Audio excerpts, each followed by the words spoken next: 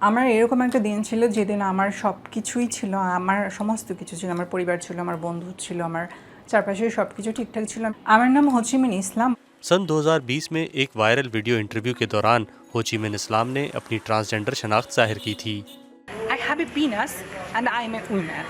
I have a chest hair, I have a facial hair, and also I'm a woman. You can't judge a woman based on only vagina or breast. Interview के बाद हो ची मिन इस्लाम के खानदान, अहबाब और कोलीग्स ने उन्हें कबूल करने से इनकार कर दिया, लेकिन वो अपनी जिनसी शनाख्त को जाहिर करने के अपने फैसले पर कायम हैं।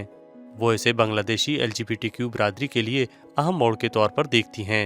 सन 2016 में 2 क्वेयर एक्टिविस्ट के कत्ल के बाद कई अफराद अपनी शनाख्त को एलानिया जाहिर करने में खौफ महसूस करते हैं। हो ची मिन अपनी कम्युनिटी के लिए आवाज़ उठाते रहना चाहती हैं। আমি অ্যাকচুয়ালি পার্লামেন্টে যেতে চাই, কথা বলতে চাই এই দেশের মানুষগুলোর জন্য, এই দেশের এই প্রান্তিক মার্জিনালাইজড জেন্ডার সেক্সুয়াল মাইনরিটিস মানুষগুলোর জন্য।